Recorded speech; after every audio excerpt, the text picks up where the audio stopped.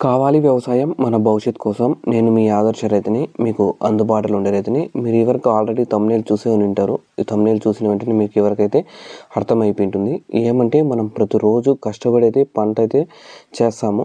మనం ప్రతిరోజు పంటలకి పోకుండా పోతే ఏ విధంగా నష్టాలు వస్తాయి, ప్రతిరోజు పంటలకు వెళ్ళి మనం మన పంటను చూసుకుంటే ఏ విధంగా లాభాలు వస్తాయి, ఏ విధంగా మన పంటను సంరక్షించుకోవచ్చు అనేది చూద్దాం. ఇంకైతే మనమైతే కొన్నిసార్లు మన పంటని పట్టించుకోకుండా వదిలేస్తాం, కొన్నిసార్లు అయితే పట్టించుకుంటాం. అదంతా రేట్ మీద డిపెండ్ అయి ఉంటుంది.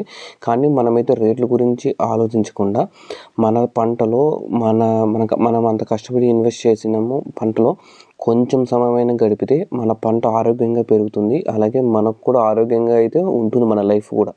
మనం పంటను పట్టించుకోకుండా పోతే పంటకు ఏ విధంగా ఆరోగ్యంగా ఉండదో, పంటకు ఏ విధంగా అయితే లాస్ అయిపోతుందో మన లైఫ్ కూడా అదే విధంగా లాస్ అయిపోతుంది. ఎందుకంటే మనమంతా ఇన్వెస్ట్మెంట్ అంతా ఎత్తుకొని పంట మీద పెట్టింటాం. పంట మీద పెట్టిన తర్వాత దాన్ని మనం ఆరోగ్యంగా చూసుకోవాలి. మన కొడుకు కానీ కూతురుకు కానీ ఎటువంటి ప్రాబ్లమ్స్ వస్తాయి, పుట్టినప్పటి నుంచి అతడు సంపాదించుకున్నంత వరకు ఎటువంటి ప్రాబ్లమ్స్ వస్తాయి, అలాంటివన్నీ మనమే జాగ్రత్తగా చూసుకోవాలి, ఆరోగ్యంగా చూసుకోవాలి.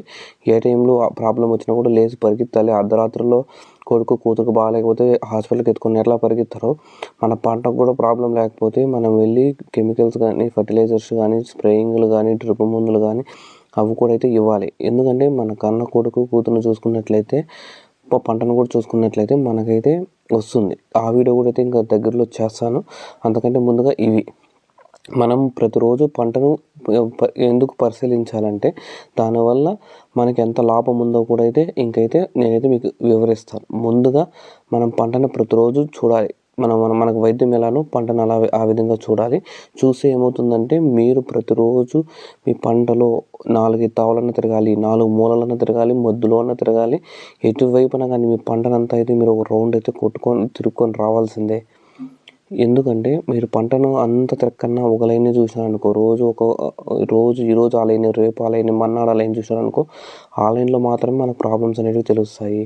ఆ లైన్ బాగా ఉండిందనుకో ఎటువంటి ప్రాబ్లం అనేది ఉండదు. ఆ లైన్ కాకుండా మనం వేరే లైన్స్ కూడా చూసుకున్నట్లయితే ఒక్కొక్కసారి డ్రిప్ పైపులో వాటర్ అనేది పోదు, చెట్లు అనేవి ఎండిపోతూ ఉంటాయి. ఇలాంటివన్నీ చాలా సిచ్యువేషన్స్ ఉంటాయి. మనం ప్రతిరోజు ఒక 15 నుంచి 30 నిమిషాలన్నా కానీ మన పొలంలో అయితే 100%గా ఉండి తీరాల్సిందే. ఎందుకంటే ఆ 15 నుంచి అర్ధగంట సేపు గడిపినామనుకో మన శరీరానికి వైద్యం ఎలా అవసరమో అలాగే పంటకు కూడా రెగ్యులర్ చెకప్ కూడా అనేది కూడా అవసరం అవుతుంది. మన పంటను బాగా చూసుకుంటే రోగాలు కానీ, పురుగులు కానీ ఎప్పుడు స్ప్రే చేయాలి, ఏ విధంగా స్ప్రే చేయాలి, ఆవులకి ఏ రోగం పడింది, వాటర్ అనేది ఎక్కువ స్టోర్ అవుతుందా, పంట అంతా ఒకే రకంగా పండుతుందా, లేదా ఒక సైడ్ ఎక్కువ పండుతుందా, లేదా ఇంకో సైడ్ చెట్లు అనేటివి తక్కువగా ఉన్నాయి, గ్రోత్ అనేది తక్కువగా ఉంది, ఎటు సైడ్ ఏమనేది చూసుకోవాలి. అది నీటి సమస్య ఆల్రెడీ చెప్పాను. మనము నీటి సమస్య అంటే ఒక సైడ్ ఎక్కువ పారిపోతుంది, ఒక సైడ్ ఎక్కువ పారిపోతుంది. అలాంటప్పుడు గేట్ వాల్స్ అనేటివి కూడా చూసుకోవాలి. అలాగే మనకు మన్ను కూడా ఉంటుంది, తెలిసిపోతుంది.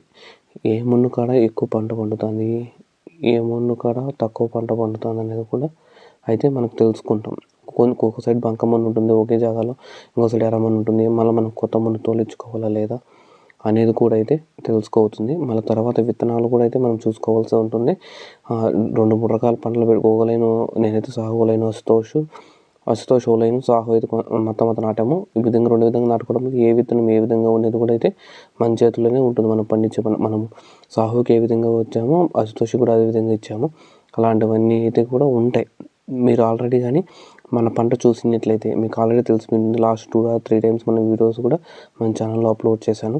అప్పుడు నేను డైలీ అనేది పంట అనేది అప్లోడ్ చేశాను. అప్పుడు పంట పండించినప్పుడు నా పంట ఏ విధంగా గ్రోతింగ్ వచ్చిందో కూడా అయితే మీకు తెలిసి ఉంటుంది. అవి ఏ విధంగా ఫాలో అవ్వాలి, ట్రిప్స్ అన్నీ చూసింటే డైలీ నన్నే ఉదాహరణకు తీసుకోండి. డైలీ కానీ మనం కానీ ఈ విధంగా చేసుకున్నట్లయితే పెరుగుతుంది, మనకి పంట అనేది ఇన్కమ్ పెరుగుతుంది. డైలీ 20 నుంచి 30 కటింగ్స్ కూడా అయితే మనమైతే వేసాము. అది కూడా అయితే మీకైతే 100%గా తెలిసే ఉంటుంది. మన ఛానల్ని ముందు నుంచి 2 years నుంచి ఫాలో అవుతున్న వాళ్ళకు 100%గా తెలిసి ఉంటుంది. మనమైతే 20-30 నిమిషాలు అనేవి 100%గా స్పెండ్ చేయాల్సిందే. మనమైతే ట్రిప్స్కో పామ్ సారకు, మోక్ష రక్ష ఇవైతే స్ప్రే చేసాము. మీరు కూడా అయితే ఒకసారి అయితే స్ప్రే చేయండి. రిజల్ట్ అనేది కూడా ఏ విధంగా ఉందో కూడా మీకు ప్రీవియస్ వీడియోస్లో కూడా అయితే మీరు చూసే ఉండింటారు. చెట్లు అనేవి బాగున్నాయి గ్రోత్. ఎండకు కొంచెం కెమెరా డల్గా ఉంటుంది. చెట్లు అనేవి ఆ విధంగా అయితే కనిపిస్తున్నాయి. అది మనందరికీ తెలిసిండేదే. ఇంకైతే ముఖ్యంగా మనము మన పంటలో ఆకుల రంగు గమనించాలి. ఆకుల రంగు గమనిస్తే మీకు డిఫరెన్స్ అనేది తెలిసిపోతుంది. లేత ఆకుపచ్చ ఉందా, ముదురు ఆకుపచ్చ ఉందా, పసుపు పచ్చ ఉందా, కొంచెం ఎర్రగా మారుతుందా, ఇట్లా డిఫరెంట్ సినారియోస్, డిఫరెంట్ ఆకులు ఉంటాయి. మీరు పంట మొత్తం అంతా ఒకసారి అయితే చూడండి ఏ విధంగా ఉంది. మళ్ళీ ఇంకా కొన్నిసార్లు అయితే మనం మట్టిని కూడా అయితే ఎత్తుకొని చూడాల్సి ఉంటుంది. ఎందుకంటే మట్టిని ఎత్తుకున్నప్పుడు దాంట్లో భూమిలో వాటర్ కంటెంట్ ఎక్కువ ఉందా, తక్కువ ఉందా, ఎక్కువ ఉన్నా కూడా చెట్లకు రోగం అనేది ఎక్కువగా ఉంటుంది. వాటర్ అనేది ఎక్కువ పెట్టినా కూడా ప్రాబ్లమ్స్ ఎక్కువ అయిపోతాయి. కాబట్టి మనం వచ్చే చెట్లకి ఎక్కువ నీళ్ళు వేసినా ప్రాబ్లమే, తక్కువ నీళ్ళు వేసినా కూడా ప్రాబ్లమే. ఇలాంటి సినారియోస్ అన్నీ మీరు రోజు పంటలకు వెళ్ళి పంట అంతా తిరగాలి, తోటంతా తిరగాలి. తిరిగితేనే మీకు అనుభవపూర్వకంగా అయితే అవకాశం అనేది ఉంటుంది. మీరు నేనైతే పొద్దున్నే నిద్రలేసిపోతాను. 6 గంటలకైతే నిద్రలేసి మనకు ఇంటి ముందర కాబట్టి 2 నిమిషాల్లో అయితే వెళ్ళిపోతాము.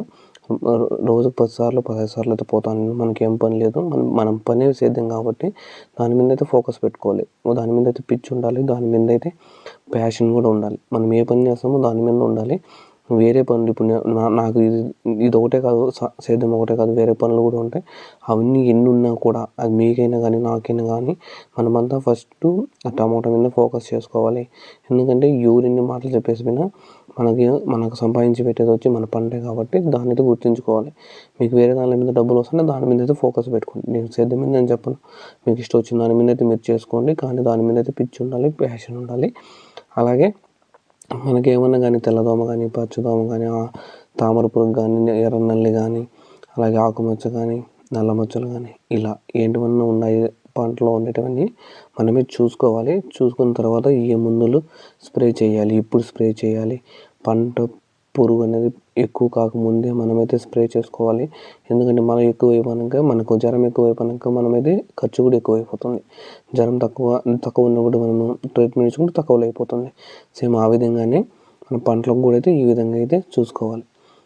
మీరు ప్రత్యక్షంగా అన్నా కానీ డైరెక్ట్గా పంటలోకి వెళ్ళి కానీ ప్రతిరోజు అయితే మొక్కల ఆకులు, నేల, తడి, ఏమన్నా పురుగులు ఉన్నాయా లేదా, నీళ్ళు ఏ విధంగా పోతున్నాయా లేదా అనేది మీరైతే 100%గా వెళ్ళి చూడాల్సిందే.